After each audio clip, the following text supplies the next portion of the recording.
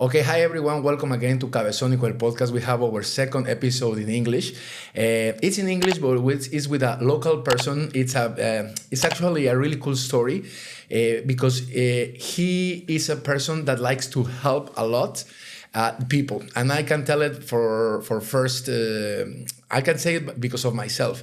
When I started on this, I reach on him and say, "Hey, Jamie, I'm launching a podcast. I know nothing about all this world, so please help me out." And he, without having any questions, he just checked his agenda and said, "Okay, I'll see you this day." We met for a coffee, and he gave me a lot of hints about things I have to do and things I don't have to do. He is an internet persona. He has two personalities online, and that's something really, really interesting, how he can manage it, and that's something we are going to talk about today. But both of his projects, he likes basically to help people in two different scenarios, and right now he's going to tell us about it. Jamie Grueber, thank you so much. Welcome to Cabezonico. Yeah, man. Thanks for having me. The studio is incredible. It's amazing what you've done here. Yeah. Thank you. So Jamie, tell us a little bit about yourself. Where you're from? How did you end up in the Dominican Republic? All this love that you have for this country. What's up with that? Starts with my wife. I love my wife, so I love where she's from. Yeah, but I'm originally... Good answer. Yeah, right? That's a great answer. I'm originally from New York, Long Island area, for those that might know the New York area. I lived there till about 30, moved to Boston with my job, and I'll talk about the job in a second. That's where I met my wife. She immigrated from Uruguay to Boston when she was probably 12, 13 years old. So we met at work, and very shortly after, we moved in together, we got engaged, we got married. All of that happened within about a year and a half. So very, very quick courtship. But I moved in 2017 to Michigan. So 2008 was the move to Boston. 2017 was Michigan for another promotion, which I thought was the job, the dream job. It paid a bunch of money. You know, I made $400,000 a year, all in with equity vesting, bonuses, salary, corner office, big department, 150 people, multiple layers, the job. The full plan. The full thing. Yes. And I thought that was going to be like, there, I did it. I hit it. I made it. I'll never have to worry about money again. And here we go. But man, about a month after I got the job and moved to Michigan, I just felt, miserable. Now, this is 17 years into a career with the same company. And just something felt very, very empty. From the beginning, you felt like that? Or when I moved to Michigan. Oh, you moved to Michigan. Okay. Yep. So the first 17 years were a little bit of probably a misunderstanding of what I really wanted. I started the job because I was good at it and it paid well when I was 21 years old, a kid. Yeah. And I did all right. And I got promoted pretty quickly to like a supervisor and then later to like a manager. And I kind of kept getting bumped up the chain. And at some point it was like, wow, well, if I get that executive job, the one that I eventually got in Michigan, if I can get that job, everything's good. So for 7 years, probably while I was in Boston, I was doing everything I could to prepare myself for the big job. For the big job. Kind of like putting blinders on, right? Yes. Like I didn't touch laser sharp focus. That's it. But I didn't tune into why I felt like where I wasn't enough already. Something felt empty, and I thought it was, I'm just not at the right job level. Yes. So once I get that job level, I'll be fulfilled. Once I got the job is when it was like, oh, wait, that wasn't it. It wasn't getting this job. Yes. I was years before learning that, like, this isn't my path. I shouldn't be on this path with the company that I was with. I shouldn't be doing this work. I needed to try to do something else years ago. But the lesson or the learning or the moment where I realized that was 2017, 2018, 17 years into a career. It took you some time, no? Yeah. For a while. Yep. Yeah, for a while. Well, I think during those years, you learned a lot of what you don't like. 100%. Right? Yeah. So what happened in 2017? So I get this job. I move across the country in the United States. My boss and I did not get along, which was rare. I mean, I had a lot of bosses, always good relationships, but this was just, we were always butting heads. We were never, how I was, she didn't like, and how she was, I didn't like. So it was just on top of not loving what I'm doing. Now I got this really tough boss to deal with. So it took me probably a year of, honestly, depression, not sleeping, sadness, not sure. And I remember my wife coming to me and saying, hey, we moved to Michigan for this big job. And the job that you had in Boston, you were traveling and now you don't need to travel. So it's great. You're here physically, but you're not here emotionally or present at all with the family. And it was just like, she's right. And I got to figure this out. Like either commit to this job because it's what I have or find something else. Was your marriage at some point in jeopardy because all of this? Did you have some problems with your in personal? No. Thank God, no. My marriage was always strong. My wife is very understanding, and she needs to be for all the crazy things that I tend to do. But no, we didn't have any. There was nothing in jeopardy with the marriage. It was more. I mean, maybe if I continued to not be present, it could have. Yes. But she caught it and got me, I guess, early enough where I made a change at that point. So for me, I was looking for something like, what am I going to do to replace $400,000 a year? And the only thing that made sense was real estate investing. So buying, houses and having a bunch of them and renting them out and making income from it.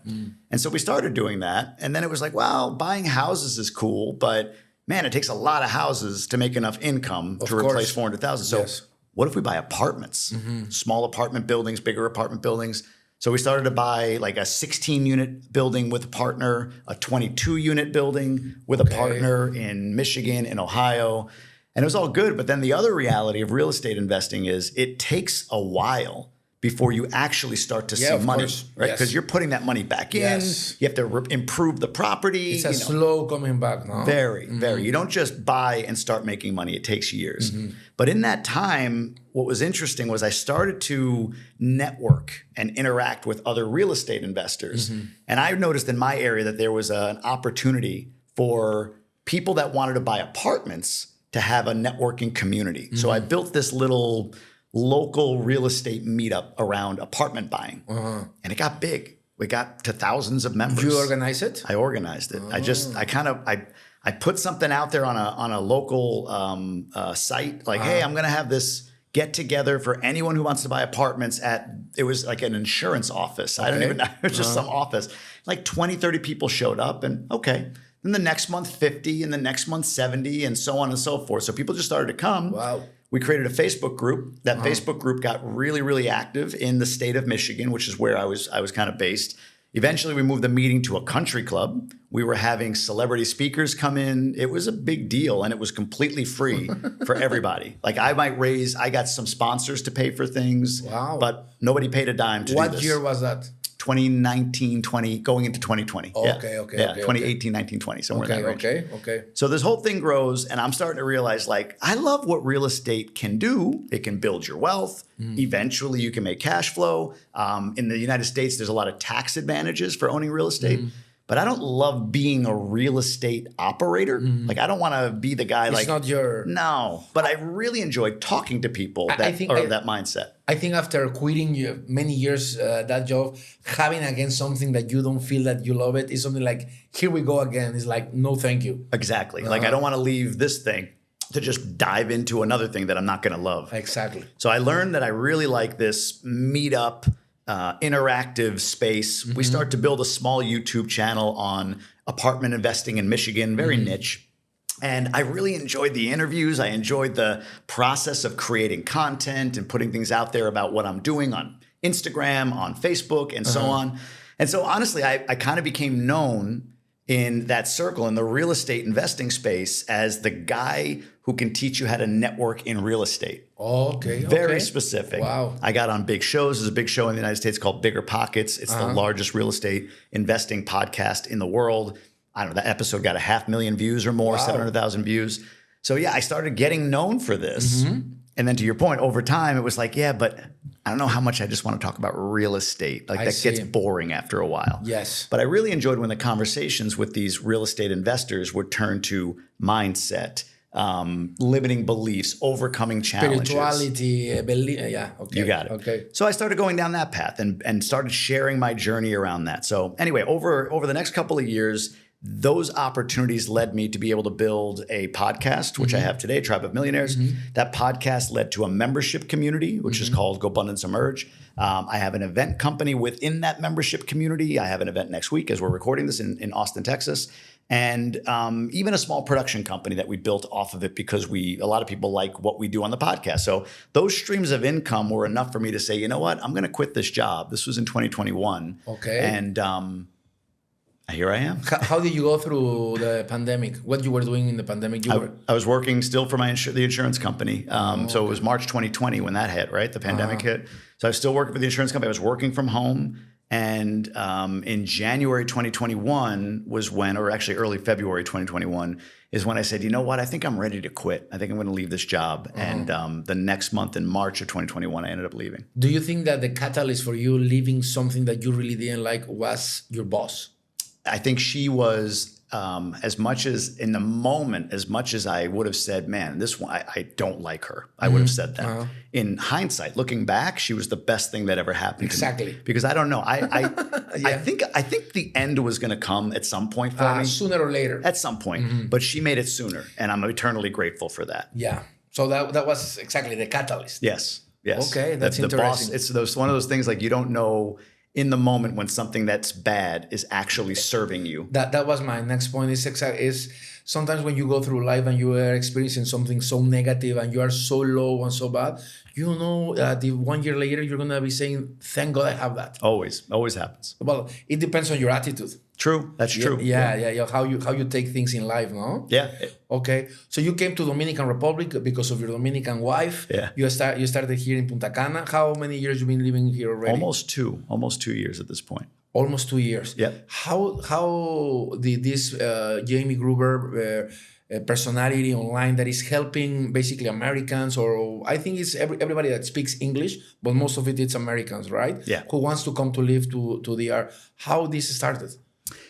Not intentionally. It wasn't intentional. No, not at all. What I started doing in 2018 when I started investing in real estate, like I said, was sharing. Hey, here's something I learned. And I don't know, I like communicating. I like talking and sharing information. And social media, we have to be able to do that to many people. So I would share about investing in real estate. And then when I quit my job, the basis is I just share my journey. So when I quit my job, I started sharing my journey on quitting my job. And some people followed along for that, saying, wow, that's interesting. I want to learn more. And I would just, what I do now, I would just, hey, here's something I learned. Here's something I learned. Right? I look at it less as like I'm creating stuff, and it's more like I'm just documenting what I'm doing. I'm documenting the journey that I'm on. You saw it from that perspective. Always. Documenting what I'm doing. Yeah, I'm just documenting. Like, this is something I learned. Let me share it with you. This is something I learned. Let me share it with you. So that was quitting my job. And then when we started to travel a little bit, including coming down here for a month, I would share, hey, now that I quit my job, here's the ability to travel. Here's some things we learned. And then once I moved here, it was just, again, I share my story. So I'm like, I'm in the Dominican Republic. Here's something I learned. Here's something I learned. And boom, everyone started following. Right. And it was all, I remember thinking like, did I get too niche? Like, because I could see these are all Dominican Americans following me. Like my whole audience became Dominican Americans. Yes. And initially, like strategically, I'm thinking, did I just get too narrow? To something very specific. Right. But honestly, it was like maybe for a day, I thought that. But I think it's not like that. I think that everybody that speaks English right now, even Latinos, are following you, you know? Yeah. I heard it. I mean, people here in Punta Cana that are Venezuelans who speak English. Oh, there's a guy who helps Americans to come here. Yeah. It's funny because, the like I said, for a day, I thought, I got too niche. But then it was like, wait, no, I've just been blessed with this. I've been blessed with this audience. And then I just started to double down serving it. I would read the comments, people would have questions, and I would create some content or explain my experience with, I don't know, how did you make the move? Did you fly? Like, did you get a one-way flight? I thought when you flew one way, you had to get a return ticket. And I would go, no, I've never had to do that. Here's 10 flights where I never had to. Maybe you do, but I haven't had to, right? So it was really freeing because I'm sharing this. Some people fight back, and I'm like, okay, that's your story. I'm not telling you this is your truth. I'm just telling you this is my truth, right? This is what I've learned being here. But from a content creator perspective, that's great, no? Because it creates... Exactly. But so most people resonate, and they get it. Like, okay, this is his story. So it's grown and it's built, and I've enjoyed just kind of pouring back. And there was no like... like I talk about Grupo Punta Cana, for instance, sometimes, and some people are like, oh, you must be getting paid. I'm like, I wish. If they want to pay me, tell them to pay me. Yeah. I don't get paid. You're just saying, like, if you were having dinner with some friends and it's just your perspective from Grupo Punta Cana, right? Yeah, right, exactly. Or whatever it is. I went to an arepa place up in Cabarete, and it was good, and I felt like, I'll share this place. Let me do a quick video on it, and I shared it out to everybody. You did that one, like, basically for free, just because you wanted to. I've never been paid for a reel. Never. The only thing I've ever taken in exchange for a reel was 4 mattresses donated to a charity locally. Yeah, I saw it. For yeah. Naco Colchones. But local. It really, you didn't get paid. It was just charity. No. Yeah. And I'm not saying I would never get paid. In fact, now there's a lot of requests for me to go do things and go places. So I've just said, okay, look, if it's going to be Punta Cana, La Romana area, it's $2,500. If it's outside of that, it's $5,000. I don't expect anyone to pay me. I see. But if they did, sure, I'll take $5,000 to go to Samana and spend, 3 days away from my businesses and my family and everything, right? But like, I expect it to be like, hey, if you want me to do it, I have to get this. And they say no. I'm like, great, excellent. Why do you put that price? I mean, because I know it's not like something very low. It's $5,000. Yep. Is there a reason behind that? Yeah, a few. So one is I look at when I promote a restaurant or I promote a local kids place or whatever, the owners of those places, they message me and they tell me like, oh my God, we got this. We got like so many people have come in. So I understand the power of what I'm doing. That's one. So again, I give it away for free right now to those that I truly believe in. Yes. And even if and when I get paid, the other condition on it is I gotta believe in this too. Okay. I'm not just taking money. Okay. I have to take money and believe in it. But the reason I'm setting that price is, again, I get a lot of requests, which is very humbling. And I'll give you an example. Samana, which is a 6-hour drive, 5-6-hour drive from here. There's some amazing places up there, eco lodges, that sort of thing. And many of those will reach out and say, Jamie, we would love for you to come up, spend a night on us in our eco lodge, food and everything in exchange for a reel. And now that sounds very kind. And if I were a 22-year-old young Dominican or traveling, making, $500 a month, amazing offer. Amazing offer. I have employees, I have businesses, I have my family. That's a 6-hour drive on a Tuesday to spend one night in a place that would charge me what, $200 US? Yeah. Right? So I'm going to get a $200 free night. And value for, And then I have to travel 6 hours back the next day. I'm away from family. I have to maybe assign tasks to other people in my business, maybe pay them overtime. So for me, the reason why the price, I can't give you like a calculation of why 5,000. Yeah. I just know that for me, if the number wouldn't, that's the number in my head that would make me go, I'm listening. Okay. But under 5,000 to drive 6 hours, you wouldn't. I just don't want to listen to that, right? I now, see. I'm not saying that if somebody was like, well, I don't have 5, I have 4, but I really loved what they're doing, sure. Okay. But I'm a 45-year-old man with a family and a business, right? Like I'm not the 22-year-old kid making nothing. Yes. So I have to put a barrier. Exactly. And I have to understand. Filter. Correct. It's like a filter. And I have to understand the value of my platform. I see. So that's why 5,000. And what about your other platform? The Tribe of Millionaires. Yeah, Tribe. Yes, it's really interesting. I saw you already interview Grant Cardone, Tito Ortiz. Do you consider those have been the 2 biggest celebrities you have interviewed? No, not Tito. Grant Cardone's a biggie. It's a big one, yeah. There's some other bigger names like Ryan Serhant, Exhibit, who's a big rapper. You interview Exhibit? Exhibit, really? Live in San Francisco. When? That was fun. 2022? 2022. Sometime in 2022. In that podcast?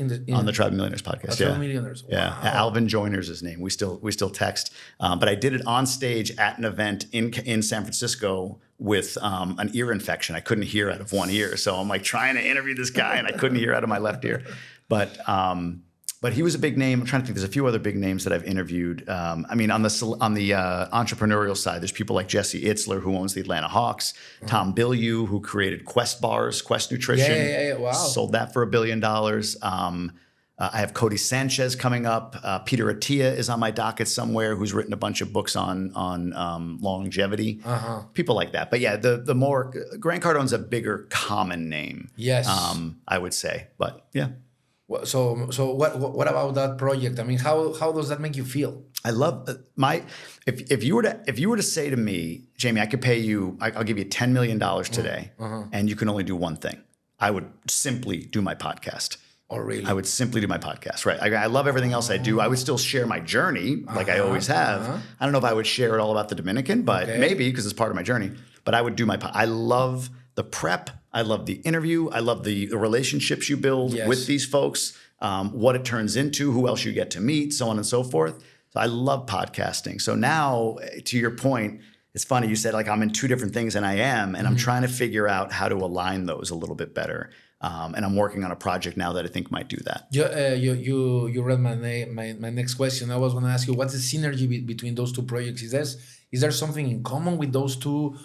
How do you connect them? It's hard. I don't have a great answer for you. Like Tito Ortiz is a good example, right? MMA fighter. What I would love is for this audience that I have of Dominican Americans all to care so much about the fact that I'm interviewing Tito Ortiz and want to go over and watch that interview. But the reality is, like any population, there's some Dominican Americans that really care about Tito Ortiz and the UFC. They love it. And there's some that are like, yeah, I don't really care about that, right? So right now, these two things are kind of running in parallel. And I don't have a great crossover that I could say exists. There's things I could force, but I don't like that. I like organic. I like it to feel real. Like when I do these reels or I promote something, I don't want it to be, I never want to come across as, I guess, forced. That's the word. So what I'm working on now is, can I build something on YouTube where it marries the thing I love doing, which is talking to interesting people in a podcast type setting, but also that is relevant for Dominican Americans, the audience I have there. Okay. You know? Yeah. So you're going to create this sort of podcast with more of the Dominican aspect, right? Yeah, or at least that's appealing to Dominicans. Appealing to Dominicans. Right. To this channel this community you have already built that is following with your Dominican tips, right? Yep, exactly. How do I serve them, but also serve my interests at the same time? I see. So right now I'm doing both of those things, but they're two different, like I do over here, I'm doing one, and then I have to jump over here and do the other, and that's a lot of work. So how do I do it so that these folks feel like they're being served and I feel like I'm aligned with what I love doing? And so I talked to you about it, this project I call Grub with Grueber, which is it's a really good name. It is a good name, right? So for those that don't know Grub is like a slang for food. So Food with Grueber is an interview show that I'm doing at local restaurants where people get to see, the place, what they serve. We eat some of their food, and I interview interesting people. It'll start more niche, more like folks like you, folks that are local. What's it like living here? Because that's where a lot of my Dominican audience, what they want to hear. And that's all good. But I have a vision one day of, who knows? Mark Wahlberg just bought a place in Cabrera. If he's down here and he's promoting a movie and this show gets big enough, why can't I interview Mark Wahlberg at a restaurant on the North Shore? So that's the vision. Oh, nice. It's really cool. Now, all this community you have built with the like you said, to serve them. I see in both of your projects that your main goal is basically helping out people. I mean, either in one, you are trying to help people, giving them tips of how to be a successful entrepreneur, how to make money, how to get along with other people and create these networks. And your other project is helping people who wants to come to Dominican Republic, which Dominican Republic right now is like always have been, but lately has been this appearance of being paradise, for Americans to come here, even Latinos to come here is like this paradise place. And you are helping them, giving them tips. Why you do that? Is there something inside of you that has this spirit of serving people? Since you were little, you like to help out. Is there something you wanted to be when you were a teenager and you couldn't get there? I mean, is there something in your soul that it's leaning towards service? Yes, and it continues to play out, or I keep proving to myself that when in service, everything else happens without having to think about it. So yes, it's in my heart. I like your answer. It was a very spiritual answer. Right? I'll get into it though. So yes, of course it's in my heart. And as a kid, I've always been more empathetic. I never liked seeing a kid get bullied. I always wanted to help the kid or whatever, So I have that in me where I like to be in service, but I think we all do to some extent. I think most people want to be in service or want to at least help others. Well, most. Hopefully everybody. Yeah. But you are doing it. I am, right. So what I learned, and I really learned this after I joined this membership community called GoBundance. So I joined this community and I paid, I think, $7,000 for a year to join it. And I remember thinking at the time, like, I just dropped $7,000 on a group. Like, it didn't make any sense to me. And the first thing I started to do was look for how do I get the return being in this group for that $7,000. And I put a lot of pressure on myself, like, oh, they're having this thing, I got to show up to that because something might happen there that gets me my $7,000 in value. So I was get. How do I get back value for the money? I see. And over time, about 8-9 months into my first year of membership there, I got this epiphany. It's like, wait a minute. I helped a couple people out and it felt really good. And things happened for me instantly after doing so. So it was like an epiphany of like, wait a minute. Yeah, I know I paid the money to be in this room. And yeah, I want to generate a return on that money. But more importantly, if I just go about this as how can I help? Instead of get. Yeah, it's lighter, it's easier, the pressure comes off of me, and things start to happen. I partnered on a real estate company that's buying apartment buildings in Denver because I had helped and connected the guy that owns it with a few different people. And he was like, man, I want your energy in my business. Why don't you become a partner with me? So I'm invested in a bunch of stuff in Denver as a result. Owner of a Major League Baseball team I met. And he has a wealth management company. I connected him to a few people. Same thing, just in service. And what do you know? I'm being invited to the owner's suite to watch a game with him and my wife and my kids. And I met some really cool people there. So like when in service, there's a return. So I notice even now, after leaving the job 3 years out, and you know this, you go through these moments of, oh my God, this isn't going to work. I'm going to go broke. My life is going to be over. All of this happens. Yeah. What did I do? Right. And you sort of clench a little bit. And so you're like, all right, I gotta make sure I don't lose. Let me go get. And then I always feel when I'm in that mode, I feel that tension. Yes. And I remember like, you know what? Just serve, just give. Not because I'm like, I gave you something, Eduardo, what am I going to get back? Not at all. But just when you put that energy out from a spiritual perspective, it comes back to you somehow in some way, not directly from you per se, but if I'm helping and I'm serving this community of people that want to move here.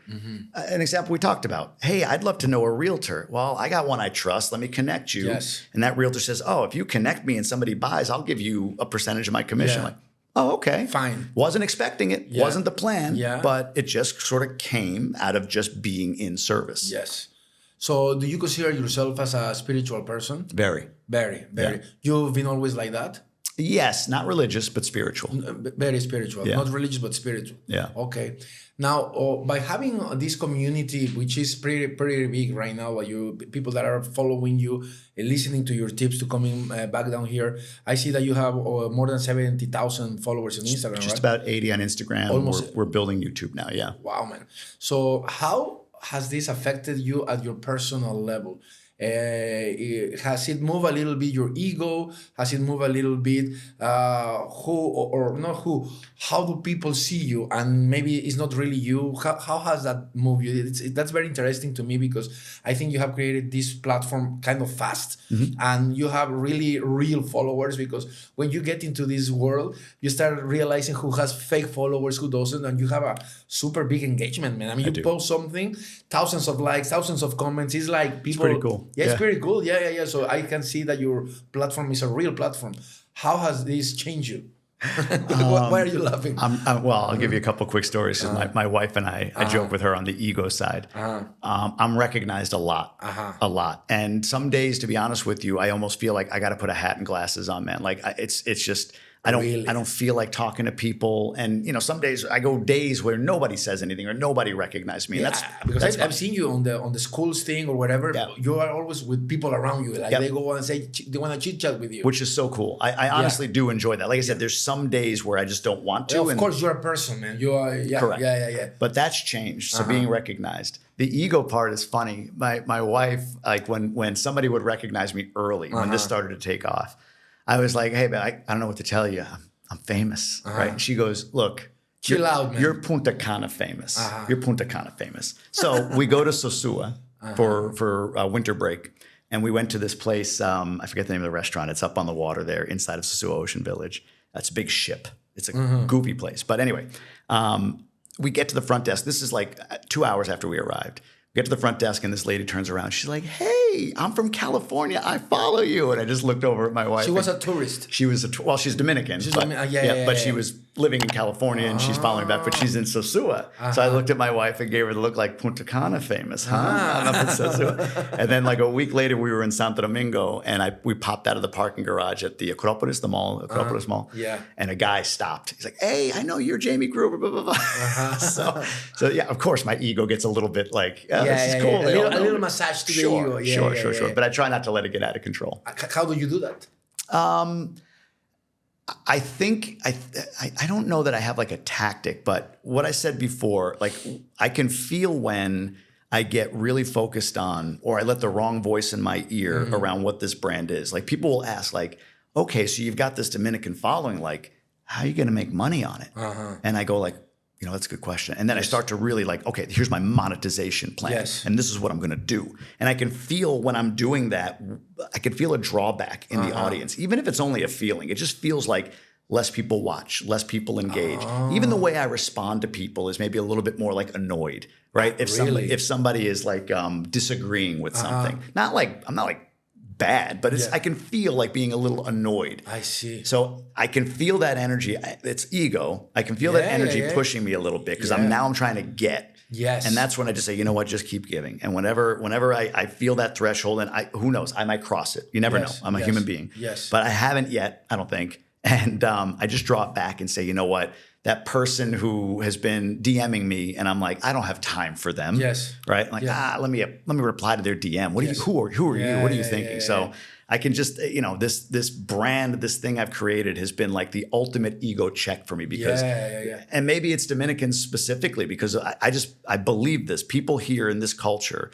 are so heart-centered. Whether you live in the right, big time. I feel like they can feel it. Yes. When this guy is getting a little ahead of his skis, meaning me, or when he's truly when you're real. You're real. Yeah. Wow. Now, also one thing that is important is that you are not a little kid. Right? Yeah, you already went through many things in life. I'm sure when you were 21 years old and maybe you started making money, maybe you got more affected back then than right now getting recognized by a lot of people, right? Yeah. Baseball players or football players that make, $10 million when they're 21 and then everybody shakes their head when they lose it all at 26. I would have lost it all at 26. If you gave me $10 million and all the love and accolades at 21, I'd be invincible. I know now, to your point, with life, I'm not invincible. So that does give you a little bit of an advantage. Now, I want to ask you about something very, very, which I felt when we met, that I was related to you because you quit your job. It was a job that you were making a lot of money, where you have this stability, but something told you, you know what? Move. Something very similar happened to me, and we start talking, and we have many things in common. Like we met our wives at work, same school, same community. So okay, you have a cool story, Jamie. How did you face in your life fears? Because I am assuming that you have facing those fears recently a lot. Recently, I mean the last 5 years. Quitting your job, which is very stable, putting yourself into this platform of being being very exposed, because once you get to be very exposed, your personal life, where are you going, what do you like, coming to a foreign country, because even though your wife is Dominican, I mean, you are American, you have grown in the States, bringing your kids to all this, I mean, you have, the last 5 years, many new changes. And I'm sure that at some point you have felt fear. How do you manage it? What's your strategy, or what happened inside of your soul when you're in that position? In my mind, it all boils down to who do you surround yourself with? Who would you surround yourself with? Who are you surrounding yourself with? So to give you a little context, I call it the 3 C's. You have to have these 3 C's to overcome fear and to make change and accelerate growth in your life. The first C is clarity. You have to have clarity on where you're going. So what do you want to do? A vision, right? Not even a plan, or not even like tangible outcomes. Like if you're in real estate, it's not I want to own 100 houses, or I want to buy 5 businesses, or I want to make $1 million. Those aren't visions. Those are like goals. Vision is my vision that I wrote. The short sentence of the vision I wrote about 5 years ago was, I just want to be able to travel with my family for 3 months or more anywhere. So you would say that the vision is deeper, something that makes you feel rather than Correct. Okay. It's the dream. It's the why. It's the dream that's anchored in the why. Exactly. So like the why, that's a great way of putting it. It is what you want and why you want it is the vision. So again, it's not like I'm going to do that by doing this. It's like, no. I want $1 million. I want $1 million. Right. That's a goal. But the vision is like the North Star. It's the GPS setting, right? I'm going to get there. This thing will guide me. This GPS will guide me, but home. Well, this is my destination. Home is my destination. And I'm going to get home. I don't care if the exit is cut off. I don't care if the road is closed. This thing will get me home. I just gotta stay on the path, but home is the vision. So yeah, the vision or clarity is where am I going? What is my destination? And again, for me, it was, I want the freedom to travel. And I couldn't do that in my day job. So that was one reason why the day job became like, I can't hold on to this. If this vision that I really believe in having, this clarity I have, if I want this to come true, I can't keep this job. So that's the first C. The second one is confidence. So I think confidence comes with action. So with clarity, now you've got this, say, 5-year vision or outcome that you're going for. Mine was travel 3+ months with my family anywhere. Now it comes down to, okay, well, who do I need to be in order for that to happen? And take action toward that person, whoever that person is. So for me, it was, you know what, I want to be able to build, have businesses or be working in such a way that I don't have to be anywhere. In fact, I would say everything that I do needs to be able to be done on a cell phone. I see. So I can do it from anywhere in the world, right? So I started to design my life around that. And so I started this membership community. I didn't know what I was doing, but I started it. Some people bought it. And so my confidence built. So now that I've got clarity on where I'm going and I'm taking these actions in this other direction, I'm building confidence that I can become the person that achieves that vision. Does that make sense? Yeah, of course. And then the last one's community. That's to me, the foundational one. When I had my day job, I had a lot of friends, people I worked with for 20 years. And when I started talking to them about my vision, which is nothing like what my day job is, the friends, the people that I thought were close, it didn't make sense to them. Of course. They almost were warning me not to. Like, ooh, that's not safe. Have you thought about this? Well, what about that? What are you going to do? You're going to quit and give away equity? Are you going to quit and not make your $400,000 a year? That was what my community was saying. Yes. So I needed to find a group of people, and that was GoBun. That's why I paid that $7,000. That represented not who I've been, but who I'm becoming. So I needed a group of people I could say, okay, you don't know anything about my past, which is awesome, but I'm going to write on paper here where I'm going to be in 5 years. And then those guys hold me accountable to actions that get there. So when I do start to take some action that pulls me away from the day job. And you know, if you only have these voices from the day job telling you it's dangerous, you're going to draw back. Of course. But over here, I got these guys going, no. What are you going back for? We know where you're going. Come this way. Keep going. So those 3 C's to me are the best way to start to overcome fear. It's, do you have clarity on where you're going? Clarity. Have you built confidence by taking action in the identity that you're creating? And then do you have the right community of people that represent who you're becoming and that are going to hold you accountable to who you're becoming? Nice, man. Let me, I'm going to decrease the volume. Yeah. Sorry if I'm too loud. No. It's, Are you good with your volume? Yeah, okay. Yeah, this is good for me. So perfect. And then as far as specifically about overcoming fear, I use this analogy all the time. Have you heard of the cows and the buffaloes? Oh yeah, I think actually you told me that one. I think I put it on my Instagram, but I'll tell it quickly. Yeah. When there's a storm that comes, thunderstorm, cloud, cows and buffalo do 2 very different things. Cows will turn and run from the storm. They go as far as they can from it. They keep running. Even though it's following them, the cows keep running and running and running. Eventually, they're exhausted, and the storm, which has built up momentum and size, catches them. That's to me, the type of people that run from the challenge. Yes. Buffalo, when they see a big storm coming, they turn and they run right through it. Straight to it. Right through it. Because there's blue skies on the other side. Yeah, it's going to be hard to go through it. So I try to keep that in mind when it comes to, okay, I'm about to do something that's really scary. Do I run from it or do I just turn and run right into it and get to the other side faster? Wow. Now, you mentioned something about community that I will say that because of what I read, and it could be also a little bit from my own experience. The switch of community, it could be those days or those weeks or those months could be like a very lonely time of your life, right? Yeah. Because you are also like killing a part of you. You Yes. are killing a part of you, and you are trying to be or surround with people that you've never been around. But the moment that you are starting to get there, it could be a very lonely time. 100%. Yeah. Without the community, because you said I'm 45. First 40 years were a very long, slow, gradual progression toward eventually getting this big job and then, not liking it. In the last 5 years, I bought and sold 41 units of real estate myself. I'm a general partner in 250 more units of real estate. I've started 2 businesses. I've quit my job. I moved to another country, all in 5 years. Yeah. When I just pivoted the community to a group of people that represent where I'm going, as opposed to anchoring in with people that have always been there. So you're right. If you're trying to go the path on your own, I don't know. They say, what is it? Together you may go faster, but you'll go farther. I'm sorry. Yeah. Alone you'll go faster. Together you'll go farther. Yeah. Yes.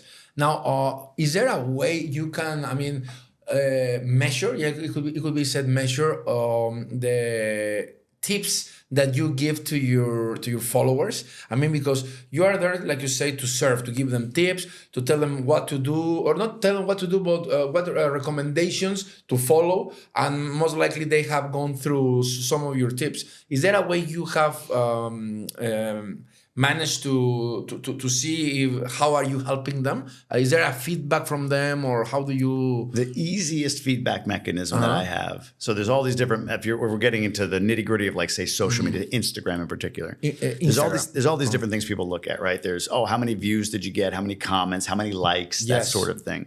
To me, the measure or the metric that tells me, this is something that's really important to people, and it's something that I can take and maybe expand and build more content off of, is shares. So when people share my content to a large degree, if I get 2,000, 3,000, 4,000 shares, like they push it to other people, that to me says, okay, this hit. An example, recently I did a post on renting a car here. I had learned about this Casa de Conductor coverage. You heard of this or no? No, never. Get in an accident, somebody dies, the police might detain you and stick you in prison until they figure it out. There's a coverage you can buy from a rental company or your own company where they actually provide you with a room in this Casa de Conductor. I think it's in Santo Domingo. There's another one around the country. It's like a hotel. So they stick you there in a hotel with air conditioning while they sort it out, instead of jail.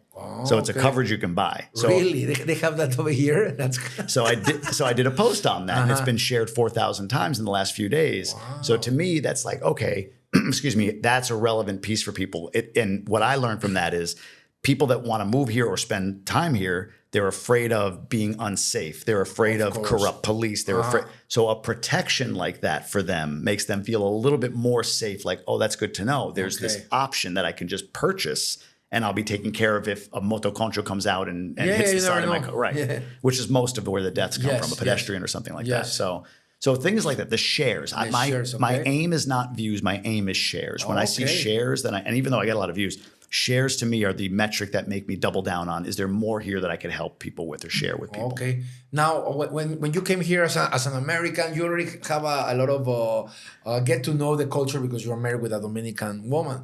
But what has been for you like the biggest or funniest, could be also challenge of Jamie Grueber being in the Dominican Republic?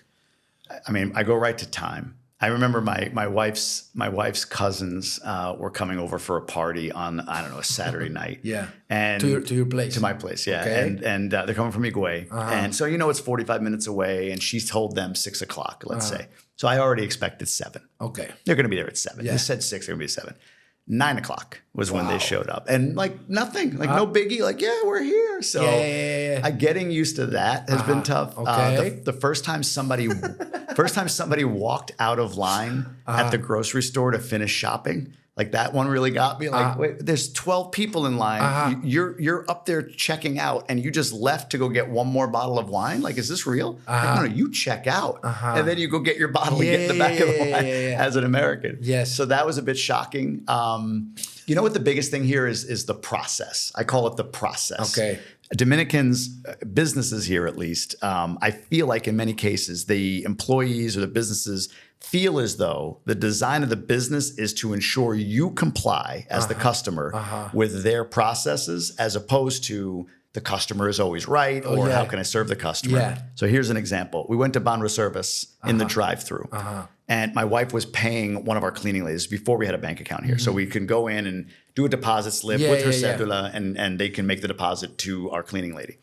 So we pull into the drive-through. I'm driving. My wife's in the passenger seat, and that little door comes out, or that little thing comes out of the side, a drive-through bank. And I stick my wife's cedula and the deposit and the cash in this thing, and it closes. And the lady says, "This isn't you." I'm like, no, she's right here. My wife's right next to me. So my wife kind of peeks in and waves, and she's like— She was with you physically in the car? Physically in the car. Okay. So the lady says she needs to be in the driver's seat. So we're like, okay. So we're getting out of the car. And she's like, no. You need to leave the drive-through, go back to the beginning, switch, and drive through the drive-through with your wife in the driver's seat. It was like, why? No, she's right there. Yeah. Well, I think that was just that particular person. But there's people like that. We go to the indoor playground in Blue Mall, right? Like all they're there to do is make sure that I'm wearing the right socks, or that I'm not stepping more than 2 feet in without flip flops. So there's a process. My wife went to get her cedula in Higüey. It was 4 days, probably 6 hours each day of like, oh, you gave me the 8 items I told you needed to give me, but there's a 9th one. And for you to do that, you need to go downstairs and get in that line. And then she goes and gets the 9th one, comes back upstairs. He's like, oh, no. Now that you came through the line back to me, that 9th thing, they process. So go get in that line next, right? The one guy said, oh, I don't actually send that email. My assistant does. Like, okay, well, where's your assistant? Well, she's not here today. Well, can you send the email? No, she does that. Like the very binary process thing here is that would be the challenge for coming from the States, no? I mean, I think in general that happens here, but it compensates with how cool they are, you know? It's it's like you said, it's more funny. Yes. My wife, it's harder for my wife. She speaks Spanish. I don't speak much, so she has to deal with this stuff more than me. But I mean, it's more funny observation, because I mean, the trade-off is, just having a housekeeper that you can afford here is incredible. Like, to be able to take care of all the stuff in your home, the beaches, the weather, the culture, the people, the safety. You come from the States, where you lived in Michigan, right? It's not a very safe area where you were living. We were living in a safe spot. You were living in a safe spot. But there's the ultimate neutralizer, the ultimate, I don't know. The thing about safety in the U.S. is, so here, for instance, if I go into Santo Domingo Este, I'm probably not, that's not a smart move. Or if I go into Beron in the middle of the night, probably not a smart move. Yes. If I stay in Punta Cana, if I stay in Piantini, Cabarete, whatever, Jarabacoa, I'm probably fine, right? Like, go where it's safe. Don't go where it's not safe. It's easy. Here you can do that. Yes. In the States, however, where I lived was a beautiful town. It's not near Detroit, where a lot of people hear about the unsafe stuff. Very beautiful, very well off, great school system, top notch, the whole nine. But right up the road, a school shooter went in and killed 4 kids. So mass shootings and school shootings happen here. Does not happen here. You can actually not deal with that by just being in a safe area. Yes. The U.S., it doesn't matter how safe your area is. In fact, the safer the area, the more well off the area, the more likely it might be that somebody who has nothing to worry about conjures up some crazy stuff, grabs a gun, and takes out a mall. And the same happened to me, but with different actions. I'm from Mexico, and depending where you are from, in big cities or many cities, you don't have the freedom like to open up like a bakery or a school or something, because cartels. Because the cartels, they go and ask for rent, you know. And hey, man, I'm here to sell you my security. No, I don't. It's not that you want it or not. You have to pay. And it's that breaks up your freedom. You know. Also, there are parts of Mexico that you don't want to drive in the highways at certain time, because it could be dangerous, and you cannot have like a nice truck, because if somebody likes it, give me your truck. You know? They take it. They take it. So that also messes with your freedom. And here in Dominican Republic, I feel really free. You know, I feel that I have that feeling of being free, or just going wherever I want to go. And in general, people are really kind and very even spiritual. They share with you really good vibes. You know, all the time. I've said recently on one of the videos I did, I look at, and maybe Mexico's the same way, I look at the U.S. right now as being population against population. So you've got left and you've got right. Right now it's very divided. Correct. It's like Trump is our savior or Biden is our savior. And if you're on this side or you're on that side, all you do is shout at the other side why they're wrong and terrible and all of that. Yes. Here, I mean, there's politics, of course, but I feel like people are pretty much bonded culturally. Yeah. Like, yeah, we may not agree, but we're all faith-based, or people here are all faith-based, respectful of one another, right? For the most part. Yes. And where their beef is with government corruption or police corruption. So it's sort of like society against the government in some ways, whereas in the US, it's one side of the government versus the other side of the government and people aligning with it. I feel like this is a way healthier culture right now than what we have in the United States.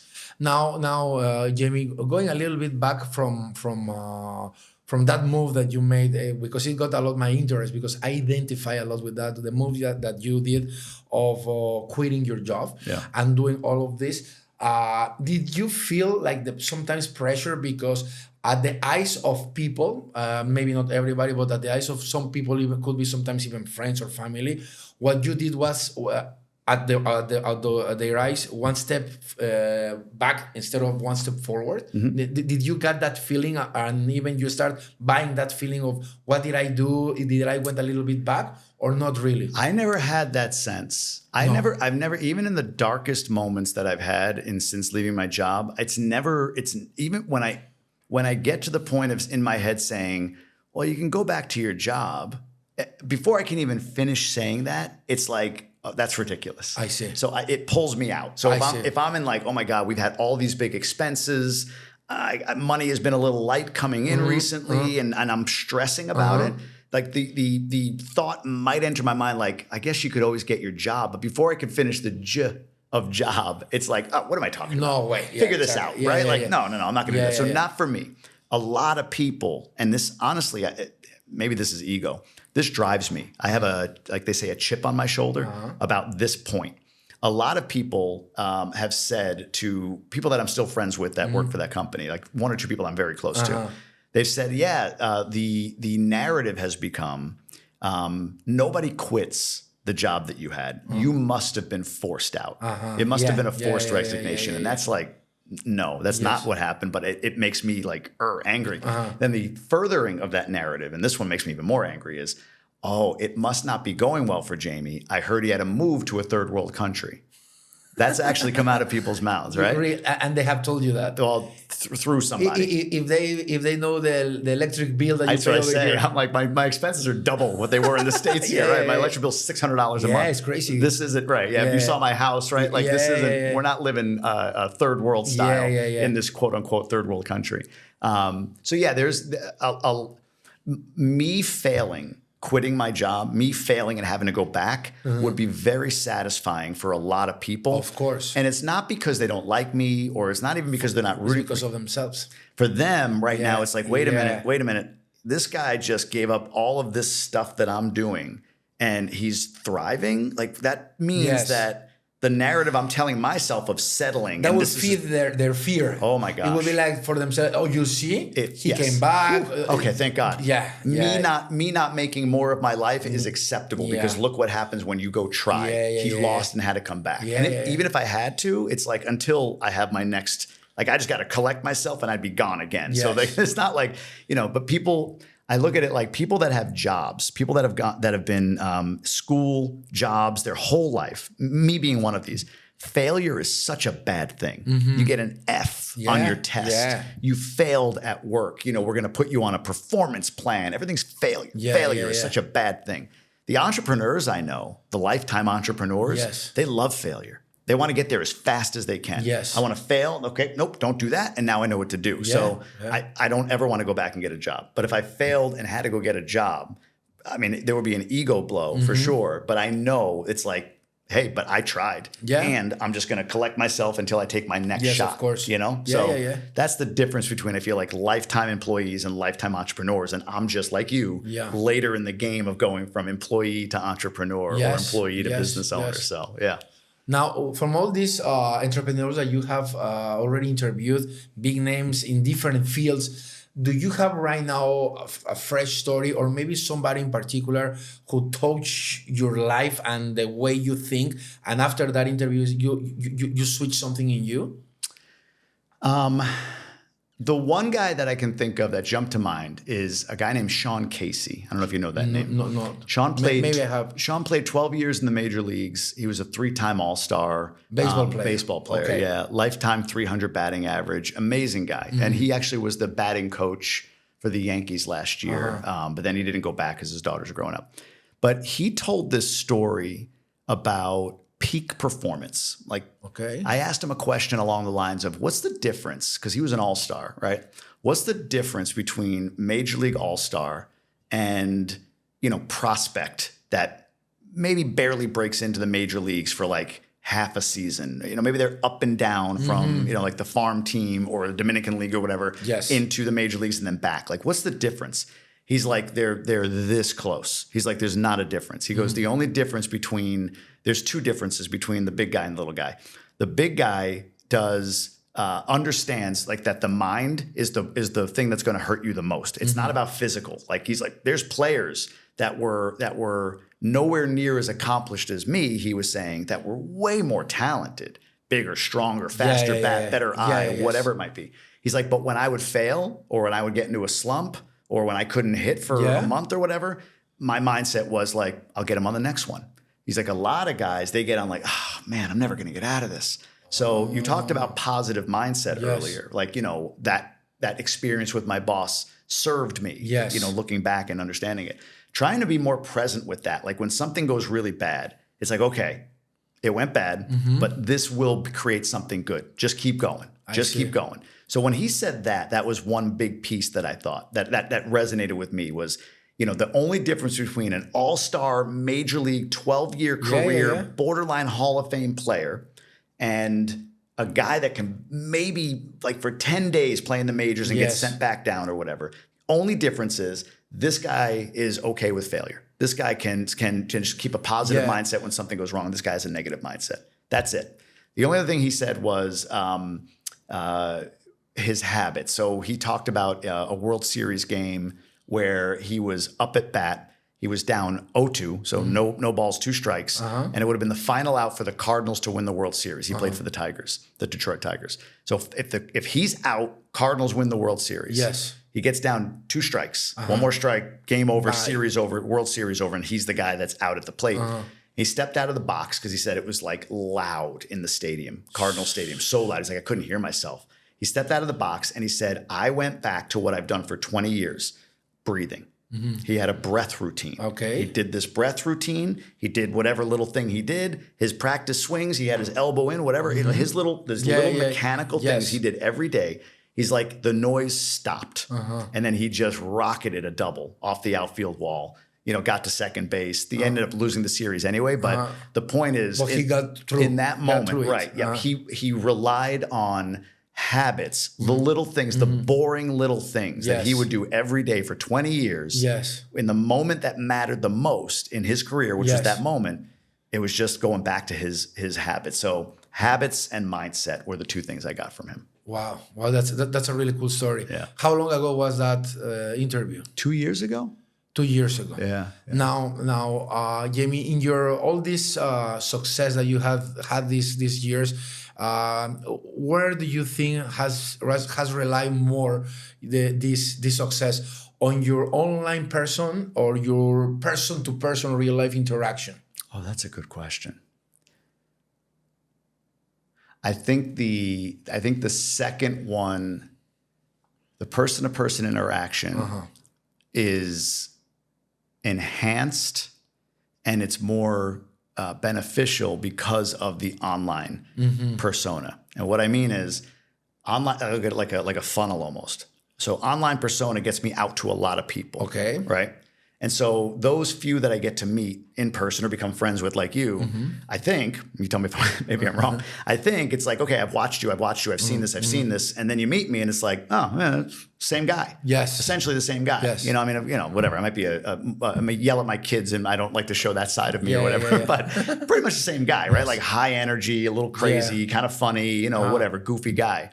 So I feel like when I validate for other people that authenticity exists still, in my little niche here that I've carved out of like, I want to move to the Dominican and this guy seems authentic. And then I met him like, he's just a good guy. He's a regular guy. And, all this stuff, some people get really, annoyed with me. Like, well, you made 400 grand a year. I'm like, I made 400 grand a year. You're assuming a lot there that I saved really well. And I was this incredible financial guy. Like, no, I traveled. I did all this stuff. So the point is they're like, yeah, you know what? Okay, yeah, he's been successful, but I don't begrudge him. He's a good guy. He's honest. He's nice. He's doing his best. He's still working. So I think the fact that I have an online persona, when I do meet people, they've got an impression. And then when I live up to that impression, which I don't try to, it's just what you see is what I am. I think it validates that there's authenticity in this world, and it makes the quality of the interaction better. So the key is authenticity. 100%. 100%. It's the currency that the online currency that oh my God. people feel it. No, it's like they can smell how you could be like a super fake, or is what it is. Whatever it is, even if it's like you say goofy, or maybe if you're a little bit snobby or whatever, as long as you are authentic. 100%. Yeah. Yeah. If somebody's intense, and they seem intense, then you meet them and they're intense. Okay. Makes sense. They're intense. Yeah, that's okay. You could be intense. Yeah. If somebody's aggressive or whatever online, and then you meet them and wow, they're really they're pretty mean almost, okay, but they're consistent. So that's me. I'm kind of goofy. I get excited about things. I share these news stories sometimes. I like to share these little tips. And when you meet me, I'm curious about what you have going on, and I'll share what I know and make a connection if I can, and all of that stuff. So now Jamie, to start wrapping this up, you are a father of two, right? Two, yeah. There are two boys. Two boys. How are you managing in your house, being an internet personality? How do you manage in your house all these things of the internet, that even the devices, social media? Is there a plan that you have with them? Because I think that being in this world, you already have seen part of the dark side of it. So how do you manage it? So my kids are never, ever, their faces are never clear on anything I do, first and foremost. Okay. So you might see them from behind, the back of their head. Yes. Or on some videos, they might be blurred out, that kind of thing, if even included. Okay. So I don't let my kids be part of it. Okay. One day when they're older, if they want to be, fine. But they're not at that age yet. They're 8, 5, 9, 6. They're going to be 9 and 6 soon. They're not that age. That's one. Two, we have restricted they have devices for school, obviously. They have iPad type of things, Amazon tablets or whatever. We restrict how much time they get in a week. We restrict what apps they get. We actually like that on the Amazon tablet more than the iPad. It seems more manageable. We restrict what they get, what they can watch, so on and so forth. We actually took the plug out of the wall for the TV. We only have one TV in our house. We took the plug out, we've hid it, so there's really no TV time anymore. On occasion, as a gift, they'll get it. And they'll watch certain shows. I see. So we've just kept them away from all of that. I do share with my kids, especially my older kid, creative, funny, even inspiring reels. Okay. And what I'm doing now and trying to do with him, and he's a little more stubborn like me, is use those things as what we call brain gigs. So most people do allowances for their kids, right? If you take out the garbage and you feed the dogs and you do this, you get this. I look at that as the cost of being a Grueber. Yes. To be in this house, you got to clean up after yourself. The dogs need to be fed. The windows need to be washed. Whatever, right? That's, you don't get paid for that. Yes. That's just existing. But if you read a book and you watch this reel with me for 1 minute and tell me what you got from it, then maybe it's ice cream or maybe it's $5. I made a mistake recently. I told my older son, if he read this book, it's a Diary of a Wimpy Kid in Spanish, and it was 200 pages. I said, I'll get you a Lego set. Well, he found a $200 Lego set. So I probably should have said, I'll give you $50 toward a Lego set, or I'll give you $50. But brain gigs. Yes. So that's one other way of keeping them off the social, off of the online stuff. And we're not perfect. There's some days where it's of course. Just give them another hour. We don't want to deal with this. No, believe me, man, I feel you. Yeah. We go through our ups and downs. But in general, you have a structure. We do. You have a structure. The iPads or the Amazon tablets have a certain time that they're off by, a certain time. They can't be on before, how much time they have, and then what they have on there is restricted. At this point, do you have a plan of how old they're going to be for you to let them have social media? 14 in my mind. Until 14. Yeah, I don't know why. In my mind, it's 14. I don't know why that number, but ninth grade-ish. Yes. It feels it's like video games. I have this love-hate thing. I don't want them to be video game kids. But at the same time, that's our society. Not not to play it, but there's industries in the video gaming industries. Yeah. They may be amazing video game entrepreneurs. Yes. You got to get them exposure to it. But I feel like by 14, we can embed enough lessons for them so that when they see something crazy and stupid on Instagram or TikTok or whatever it is. TikTok is way more dangerous than Instagram. I agree. Yeah. I agree. When they see that, they're going to be like, okay, I know that this is like not real, that this is like best version. So I'm not going to get depressed because this person has a better life than me, or I'm not going to try to eat cinnamon or whatever stupid trick is out there. You know, like by 14, I feel like we will have given them enough perspective. I think that's a good age. And to finish, Jamie, where do you see yourself in the future, in the next 5 years, with all this you are creating right now? I'm thinking of the last 5 years you had already. Yeah. Where do you see yourself in the next 5 years? I honestly see a lot of what I'm doing today being sunset, you know, kind of put down. I'm really excited right now about this Grub with Grueber project and what it can become. I think I was sharing with you, right? Like it go from, you know, me interviewing some interesting local people to me interviewing The Rock. Who knows if it gets enough reach. So something in that vein, I really do truly enjoy the art of podcasting and having great conversations. So I see myself doing something in the space of interacting with people and putting it out there for the world to see. I see. Okay. Well, Jamie, thank you so much, my friend, for coming down here. That's a pleasure. Yeah, I mean, I really had a good time, like the last time we met and we were talking. And thank you so much. If there's something else you want to share with us, No, I appreciate you, man. Jamie, thanks for having me. My friend, thank you so much. Yeah.